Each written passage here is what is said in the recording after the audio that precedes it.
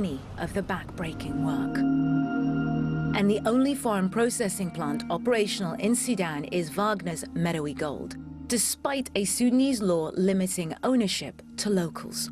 Also troubling, Meadowy Gold was sanctioned 2 years ago by the United States for exploiting Sudan's natural resources and spreading their malign influence around the globe.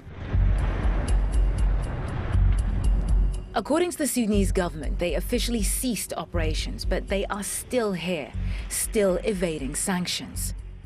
We verified their location with coordinates provided by Sudanese anti-corruption investigators and head there to see for ourselves.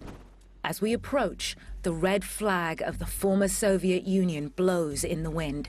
Increasingly used by Russian nationalists, it brazenly marks the Meadowy Gold compound. A Russian tanker sits next to it. We get to the entrance and decide to ask a few questions, but not before we turn on our covert cameras. دي هالشركة الروسية؟ Well, that's convenient. They've just confirmed the Russians are at this location.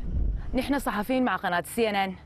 عاوزين المدير الروسي. عاوزين بس نستفسر معاه في حاجة. There's a black pickup approaching. Okay, تمام. Guards just confirmed that the Russian manager's in that black pickup and is on his way to us. A Russian van races to the office, but no one seems to be coming over. Seems the Russian manager has changed his mind. But others turn up instead. أعتقد الأخ وراك الإذن بتاعنا. They claim this plant is Sudanese owned and is called Al-Solaj.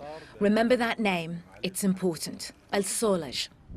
We head off the property to do some more filming, but we're followed.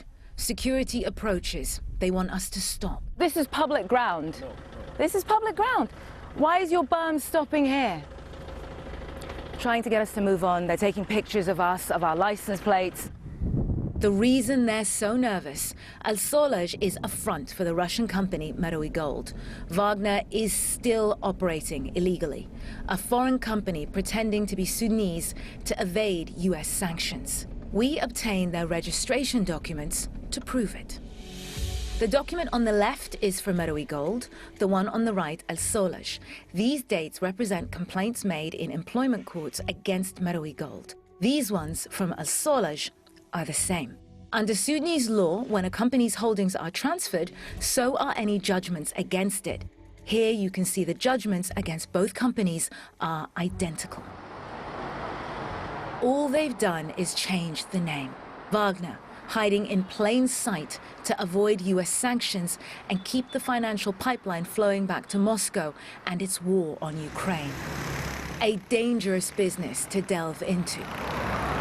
Since we've arrived in country, I've been informed by sources of threats that they believe to be credible against me. They say that's what happens here when you look too closely at Russia's business dealings.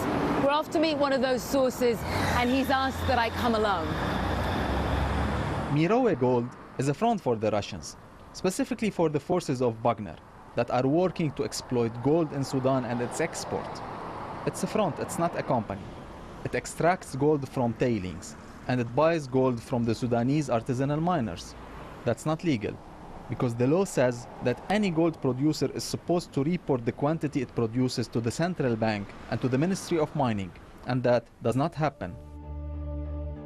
Inside Sudan's central bank, a whistleblower snapped this photo of a computer screen, showing official production in 2021 at 49.7 tons. 32.7 tons are unaccounted for by the central bank. But the real figure, we're told by whistleblowers, could be over 220 tons. That's around $13.4 billion worth of gold a year that's being stolen from Sudan. How has this happened? 2 years ago, the Sudanese people successfully overthrew Africa's second longest ruling dictator, Omar al-Bashir. 18 months later, the military staged its own coup, sweeping aside civilian rule. And they did this, we're told, with Wagner's support in exchange for gold. This man had a front row seat to Russia's machinations and has evidence to prove it stood to gain by supporting the Sudanese military's coup. Under threat of assassination, he's been in hiding for the last 9 months, moving from safe house to safe house. The Russians and Sudanese officers saw the civilians in the government as an obstacle to their plan. The official anti-corruption task force wasn't caving to pressure or threats or even bribery. The armed forces were found to be complicit in the smuggling of gold by the Russians, and it was raised with them. Do you blame Russia for the death of democracy here in Sudan? Definitely. Russia carries the majority of the blame for the stillbirthing of Sudan's democracy. Just days later, his nephew was killed by state actors trying to stop a pro-democracy demonstration. In the 2 weeks we've been in Sudan investigating Russia's illegal gold mining, 10 people were killed protesting for change. It's not just on the battlefields of Ukraine that Russia is spilling blood. Here too there is a human cost. The cost of Russia's support of Sudan's generals in return for its gold.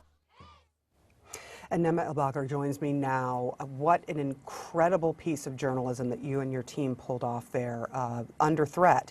I want to mention that we have heard from the State Department. The State Department, the U.S. State Department, essentially confirming your reporting and stating that they are monitoring the situation with regards to Wagner. This is what the State Department has said. We will continue to make clear our concern to Sudanese military officials about the malign impact of Wagner and other actors. So I guess the key question is, if the U.S. knows this is happening and continues to allow this to happen, don't they see the impact on the sanctions and how the sanctions will have less of an impact, and what are they doing about it? That absolutely is the key question, Sarah, because this has long been part of President Putin's buttressing of Fortress Russia, as he calls it, from U.S. sanctions. This is a multi-year plan. Russia first went into Sudan, Wagner and other Russian entities first went into Sudan in 2017. So much of this predates, much of it actually is in the aftermath of the first Ukraine war, of the annexation of Crimea, and yet the U.S. continues to allow it to happen. And that is one of the reasons we shared our evidence with the State Department, to try and figure out, where does Sudan, where does the world go from here? And so far there doesn't seem to actually be a clear answer. What we do know, what is clear, is that the impact is not just being felt in Sudan. It's being felt in Sudan, it's being felt in the battlefields of Ukraine, but it's also being felt in this leeching away of America's ability to have an impact on Russia. Sarah? You are very aware that Sergei Lavrov, this is the Russian foreign minister, has taken a tour in Africa, and Russia is very involved in African nations in that continent. He visited Egypt, Ethiopia, Uganda, and during the visit, he countered claims, because there have been claims that Russia is, quote, exporting hunger to Africa. He actually turned around and blamed imposed sanctions on Russia by Western nations for soaring grain prices. How was that message received in Africa? Well, that was quite telling, I thought, because so much of these relationships are direct relationships with autocrats. So you would think that Russia wouldn't care how this message of Russia forcing the world, forcing Africa into starvation, was being received by people on the African continent. But clearly, these dictators, these autocratic rulers, are concerned. Egypt relies on Russia and Ukraine for 80% of the grain that it imports. Egypt, for instance, is feeling this very closely. And what most autocrats are very scared of, as you know, because you've reported on so many of these countries, Sarah, is they're scared of popular uprisings fueled by hunger. So this seemed like a PR campaign that was aimed as much at the populace as it was at the dictators. So far, it doesn't seem to be having that much resonance. I mean, Sudan is at almost 200% inflation. These are not people who are going to be happy to take on Russian propaganda easily, I think. We should say that we reached out to the Russian Ministry of Foreign Affairs, to the Ministry of Defense, also to the offices of Sudan's generals for comment on our piece, and generally this sense the US has that Russia is a malign influence on Africa, and they didn't respond to our request for comments. Nema El-Bagher, you and your team really helped to better inform us. Thank you so much for bringing us the story.